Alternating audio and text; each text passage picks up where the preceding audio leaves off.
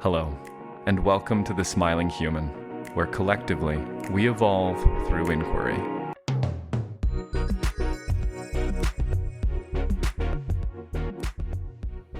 Hello, everyone, and welcome to another episode of the Smiling Human podcast, and another installation of Oak's Hour. Oak's Hour is a monologue series where I work to distill the interesting and meaningful facts of the 3 previous episodes. In this case, these episodes are with Tay Tayari, Zarin Beatty, and Alex King Harris. In today's episode, I'll be examining meaning making, presence practices, and the introduction of AI into wellness spaces. I hope you enjoy. To start off the show, I would like to examine exactly what meaning making is. I know I discussed it with Tay Tayari in episode 9, and we spoke about meaning both in episode 10 and 11 with Zarin and Alex, respectively. However, I want to start by investigating the question, what is the essence of meaning making, and how do emotions and thoughts shape the narratives of our lives? I conceptualize meaning making as the derivation of information, knowledge, or understanding from perceptual sense experience, as well as the compilation of that derived information into usable propositions that are carried forward through time. There's also something alive with equating and the inference of causal relationships. Something like word A means object A, and sensation B means phenomenon C. Something like this. Meaning making is inherited, it's autonomic, conditioned, and also volitional. Allow me to elaborate. It's autonomic in the sense that the nerves of our spinal cord can react before our mind can categorize. An example of this is pulling one's hand away from a hot stovetop before the mind can think the stove is on.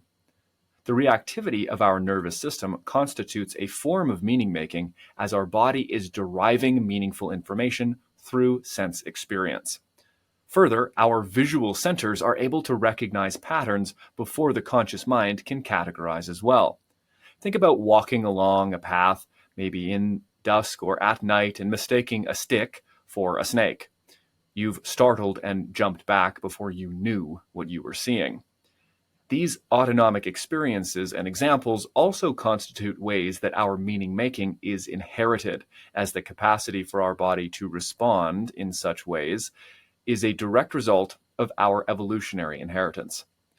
Insofar as our faculties of meaning making are conditioned, we need only look to the consequences of chronically unmet needs during development or significant trauma to see a clear example. Depending on how our expressions are responded to during development, what we expect from the world, and thus how we interpret the happenings of our life, will take their specific shape. Many of the resulting physiological consequences of neglect, for example, are pre-linguistic felt impressions. These form the basis through which the other interpretive faculties of our nervous system operate, and thus shape language and the languaging aspect of our understanding of self and of the world. Our choice of language, when it comes to how we conceptualize and articulate what the world is or what we are, is comprised of axioms and propositions. These are sentences or statements that we accept with varying degrees of certainty. Those that are held with strong faith and support other beliefs, for our purposes, can be understood to be axiomatic. So, what we accept as truth for the most part exists within the domain of the will, the domain of choice. I'm reminded now of A Man's Search for Meaning by Viktor Frankl, and the sense that one cannot choose what happens to them, but they can choose what they make of their circumstances and how they relate to the happenings of their life. Some choices can lead to great and enduring suffering for self and others, such as the choice to take the role of the perpetual victim, the cynic, or the nihilistic pessimist. So too can one find great liberation and empowerment by claiming the full volitional power of the meaning that we make.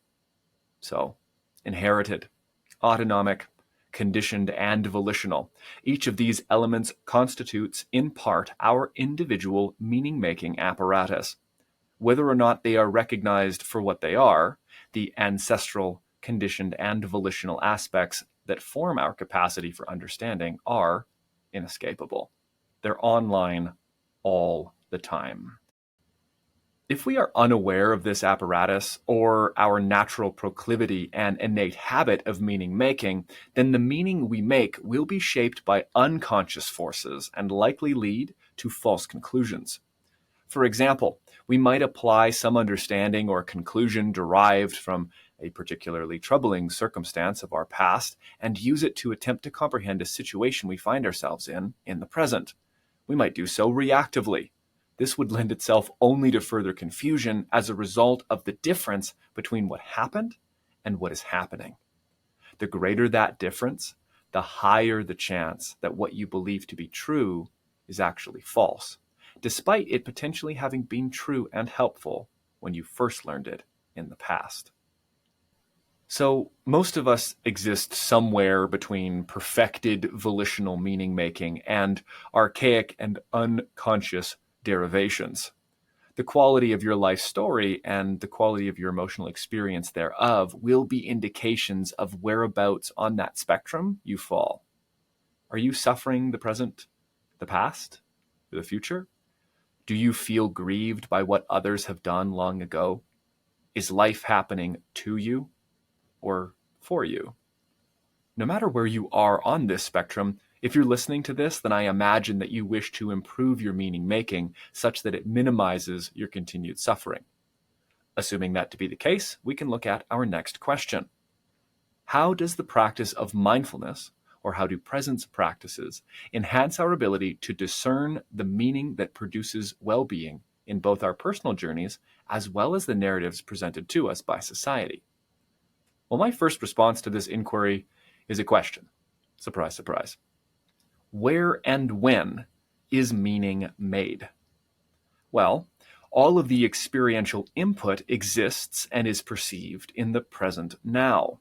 That information is translated and its patterns decoded in the present now.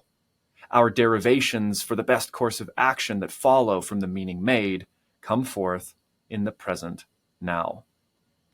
All aspects, both internal and external, to the experience of the meaning-making process inhabit the now.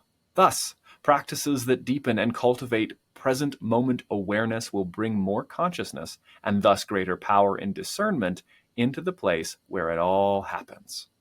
I've seen this to be particularly effective when exploring the conditional and volitional aspects of meaning-making. This is where notions such as self-reflection, undoing stories, self-authoring all come into the picture. The transformation within the volitional realm of meaning-making from unconscious to conscious takes place when the unconscious mechanisms are witnessed as a happening rather than inhabiting the role of truth. Let me put that simply. When we witness the mechanisms that generate false narratives, they shift from being the axiomatic foundation of our experience to something much smaller and much more manageable. They become a series of thoughts that can be seen and therefore changed. Our meaning making, at least that which is under our control, is comprised of thoughts, and all of these meaningful thoughts bring with them physical and often emotional sensations. We cannot control our emotions, per se, and nor should we endeavor to. However, we can control the stories that we write and believe, and thus the ones that generate and perpetuate our recurrent emotional patterns. Being that all of these, thoughts, emotions, and sensations, are rooted in the body, then embodied presence practices center our focus and, in fact, the lion's share of our potency as volitional beings in the very place where meaning pops into our perception. There's a balance to be found, then, between honoring the veracity of our emotions, sensations, and thoughts, that is, the fact that they are here and happening, and the humility necessary to doubt their contents, that which they propose or claim to be true about the world, such that we might succeed in weeding out the unhelpful and the untrue. When this balance is achieved, it opens up greater space for us to experience the world, to experience ourselves, and to experience others as they are, truly, beyond distorted and contrived lenses of meaning. If we have any hope of birthing such a balance, then our first step ought to be awakening and inhabiting our nervous system. That is to say, being here in the body. Have you heard of intellectualizing your emotions? It's very popular these days. It is a common and opposing habit to the one that we are speaking to, and is one that is a very prevalent impediment that I see in those who are on this path of conscious growth. A healthy body-based presence habit would be the one that looks to feel what is happening in the body and then use the language skills of the mind to describe it. Intellectualizing, on the other hand, seeks to explain and evaluate the whys and hows of the experience without ever slowing down long enough to experience the fullness of what is taking place. This intellectualizing is another way that meaning-making, if not fully realized, can slow growth and perpetuate suffering. Feeling our body can be vulnerable, and sometimes rather evocative or intense. And that's partly why it is so valuable. There is understanding to be found through the body, through vulnerability, and through challenge. As such, let's explore the ways in which the challenges we face, including vulnerability and adversity, act as catalysts for our growth and see how they contribute to the quality of the stories that we choose to tell. I originally tackled this question when it was brought to me by Tete Ari in episode 9. And if you haven't yet listened to that episode, go check it out after this one. I believe that we did a pretty good job touching on the relationship of these ideas, and I hope to flesh out that line of thought a little bit more fully here. So keeping our focus on the present moment for assessing this question, let's look at each piece in kind, starting with vulnerability. Vulnerability could be described as a state of being at risk of some degree of harm, and it's worthy of noting that feeling vulnerable and being vulnerable are distinct. They're not the same thing. We can feel vulnerable when there's actually no real threat in our environment. So this sense then of at-riskness or vulnerability is an output of meaning that is a derivation of threat detected onto our present circumstance. Adversity, next, is challenge, struggle, or opposition on one's path towards a goal or through life. Do note that those without any clearly defined aim can, by definition, face no adversity. Adversity is an impediment to progress. Progress requires aim and a target. It's only when one has a direction and is attempting to further themselves on that path that opposition can be met. This is because of a fundamental element of our human psychology. When we are oriented towards a particular end or have a particular goal in mind, everything that we encounter will be interpreted as either a tool that helps us get there or an impediment to our goal. Neutral or irrelevant variables are seldom given much attention. So this tool-problem binary is baked into the perceptual and interpretive aspects of our neurophysiology. Now, the validity and quality of our objective is irrelevant to the fact that its existence will give rise to the potential for adversity. I believe that much of human adversity, at least on the personal scale, is a result of our own ignorance. Ignorance insofar as we are chasing the unattainable, and we don't realize it, or chasing the less than worthy, and have ascribed it greater value than it actually contains. Furthermore, our ignorance plays out by means of misconstruing the attainment, that is, the getting of the thing, with the genuine value and well-being that we yearn for universally at the core of our being. That is to say, when I get this thing, I will be happy and fulfilled, and we mistake the thing for that feeling itself. Additionally, ignorance shows up beyond the selection of the goal. Let's assume that we picked a meaningful and worthwhile goal. Our ignorance then would show up in the fact that we haven't the faintest clue on how to achieve that end with any modicum of wise efficiency. But that is precisely the point. Confrontation with our own ignorance is an exceptionally potent nexus for growth. In fact, it might be the nexus for growth. But before moving any further, I think it's necessary to understand what I mean by growth. Growth is development and change for the better. This is often associated with an increase in size or larger enumeration, i.e., plants grow taller and my net worth grows daily. But where psychological maturation is concerned, I wouldn't say that the person gets any bigger. In fact, it's likely the opposite. I imagine that this type of development and maturation coincides with a shrinking of the egoic persona. And this is a topic big enough for its own episode. If you'd like to hear me speak on this, drop a comment below or send me a DM on Instagram. The details for that are in the show notes and video description. Now, back to the question. How is it that vulnerability and adversity can be catalysts for growth and shape the quality of the stories that we choose to tell?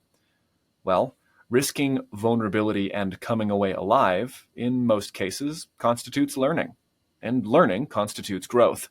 Being vulnerable in our expressions can also facilitate the same kind of self-awareness that I alluded to earlier that's necessary for moving our unconscious meaning-making habits into the light of consciousness. Adversity educates us in much the same way as the challenges that we face, more often than not, demand solutions, and thus we, the one with that adversity, are confronted with the unknown and the weight of our own ignorance once again. I believe that it is wisdom that bridges these catalysts for growth and a change in story or meaning making. What do I mean by this? Well, wisdom in action can distill the most valuable lessons from adversity, and in so doing, we gain a new and a tested component that we can add to our meaning-making processes moving forward. To put it simply, when you make it through hard times, you learn to make it through similar, even more difficult times. And in large part, that's because the stupid parts of you that made it worse didn't survive. As the first half of our show sets in, I wanted to thank you for listening to the Smiling Human podcast. This show would not be possible without the support of listeners like you. Liking and following on YouTube, sharing with a friend, or following on your local podcast app are all easy and simple ways that you can support this show and help it grow into the future. If you do want to support this show directly, you can consider becoming a patron at patreon.com/thesmilinghuman. Patrons get perks like early access to all episodes, behind-the-scenes content, and access to live Q&As with me. If this feels within your means, then please consider becoming a patron. Now let's get back to the show. At the risk of sounding overly reductive, the above premise is what underlies, albeit as an imposition, our punitive justice system. It imposes challenge, adversity, and vulnerability in the form of punishment as a corrective measure. In a backwards way, we might imagine that the system is set up on the premise that this adversity will work to rectify, by means of growth, the ignorance and dysfunction that led to the crime and to the imprisonment. This does not work, obviously. We see clearly that such unhuman or even anti-human systems tend to, in large part, generate repeat offenders. And yet, as we saw in episode 10 with Zarin Beatty, if you haven't listened, go check it out, that facilities like prisons or correctional centers do offer a unique environment that has the potential to be positively transformational if leveraged with wisdom. I believe that the stories that Zarin shared about the participants from the facility who went through his program during their stay point to a necessary human component in healing and in growth. Listening, reflecting, empathizing, that is, sharing another's meaning, are all pieces that shift the hearts and minds of individuals where bars and punishments couldn't. Note that this is not a condemnation or denial of the necessity of a justice system, nor a statement that these human elements work on all people. Psychopaths, sociopaths, and narcissists exist. I am well aware. This is simply a highlighting of what can turn adversity into growth. Leveraging these human tools are a core concept of counseling, of therapy, and of mentorship.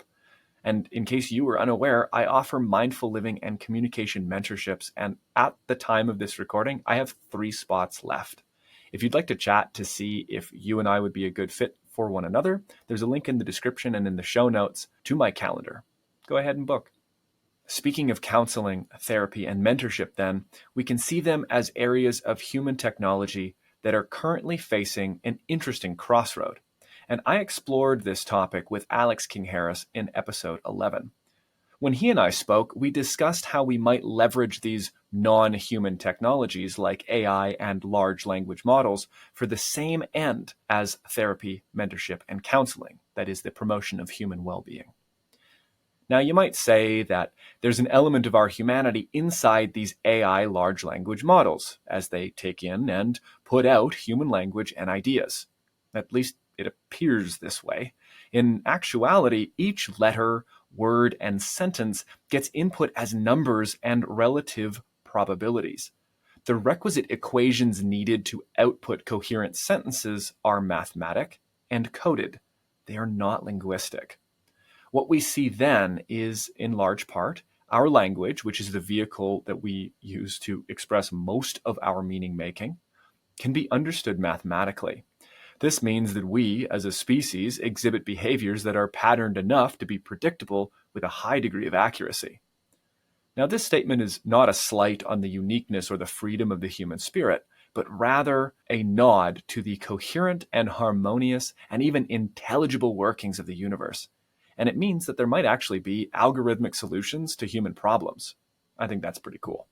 By leveraging these pattern recognition capabilities inherent in artificial intelligence and combining them with the intention of living, caring, and empathetic humans, we might just expedite the rate at which we grow in self-awareness and develop on both the personal and cultural levels. This might be done through software opportunities like Evolve Well, which is the company that Alex co-founded, or by using ChatGPT on a personal level, like a sounding board for your struggles, or even a repository for those struggles, such that you could call forth meaningful patterns and solutions to your own unique issues. Of course, there are significant considerations that must be acknowledged at least and addressed at most before I personally would sign off on the widespread adoption of artificial intelligence technologies in the personal development and wellness spaces. Firstly, these technologies are owned by private companies and were not invented with the explicit purpose of ameliorating mental health or furthering psychological maturation. They're subject to change and to manipulation, which precludes them from being assumed to hold our highest good as their primary function or their primary application. Secondly, AI and large language models are non-corporeal. And as we've spoken to earlier, our body is our vehicle of perception and of meaning making. It's what makes us human. I would put forward then that this axis of commonality, corporealness, is functionally necessary for a genuine healing relationship to exist. That is to say that no healing relationship can take place if either party has no body. Co-regulation, this being the ability for nervous systems to synchronize into harmonious homeostasis, is impossible with a computer. Genuine affective empathy, feeling one's experience, is impossible for a computer.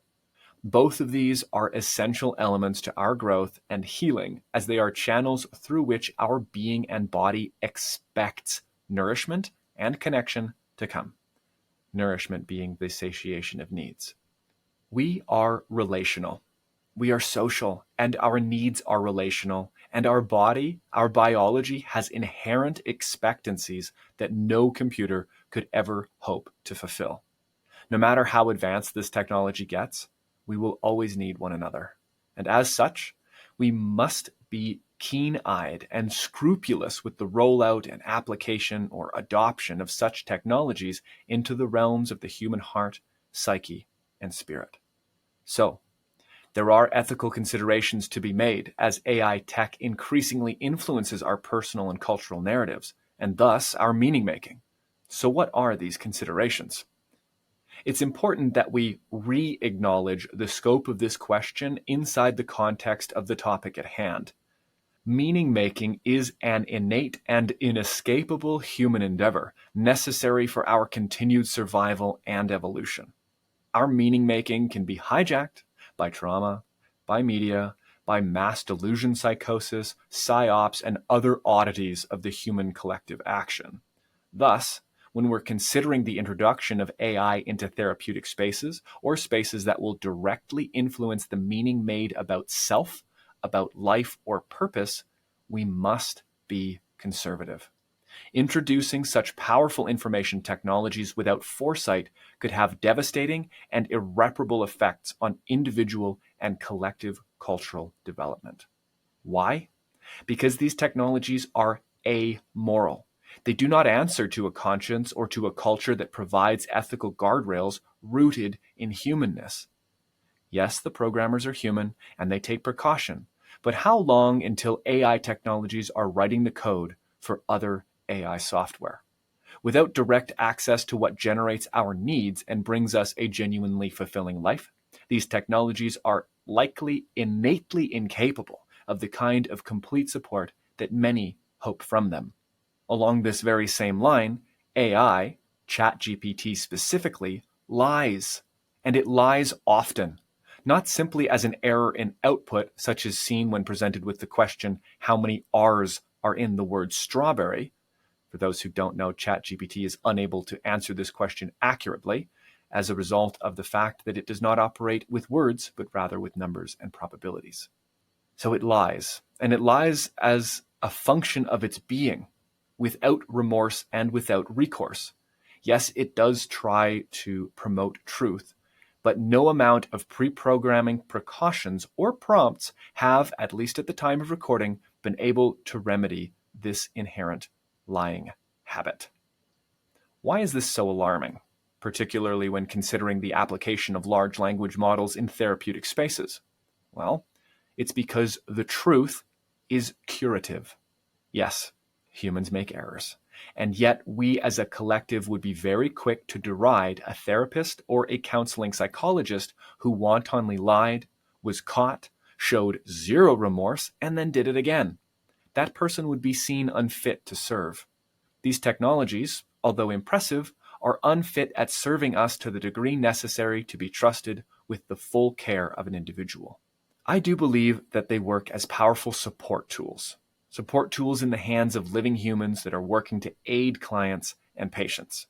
But I can also see how cataloging the intimate inner workings of a patient's heart could lead a self-motivated actor to derive a course of action that would put the patient in an extremely vulnerable position, all as a result of the adoption of a large language model.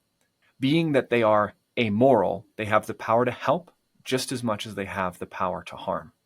I've seen firsthand just how impressive these large language models can be when used in wellness spaces. This is because I've had the privilege of previewing and testing EvolveWell's software. When I speak to the potential harm, I'm not speaking specifically about EvolveWell technology, but I'm speaking to large language models more generally and AI's role in cultural development more broadly. There is one further consideration that I will note, and this is the potential for intellectual dependency. How many AI or GPT-generated emails, social media posts, or videos have you seen? It's more and more by the day. So what exactly is the risk of over-reliance if we introduce these technologies into more and more realms of human life? To be honest, I don't have a clear answer. But given our collective propensity to take shortcuts and to reach for the easiest and quickest gratification, I can see that some would forsake thinking for themselves as a first choice, instead seeking the wisdom of the all-knowing GPT. Perhaps my take is too skeptical. I speak from the vantage point and from the opinion that much of our current crises we face collectively has been born from the severing of our connection to our nature and to nature as a whole, from the forgetting or even banishing of these ancient and wise parts of us that modern society can't remember a use for, and yet they remain ever vital.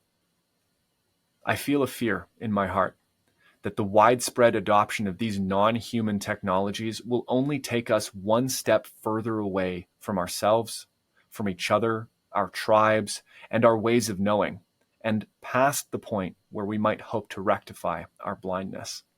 To summarize then, meaning-making is the derivation of information, knowledge, and understanding from one's perceptual sense experience, and the compilation of that derived information into usable propositions carried through time.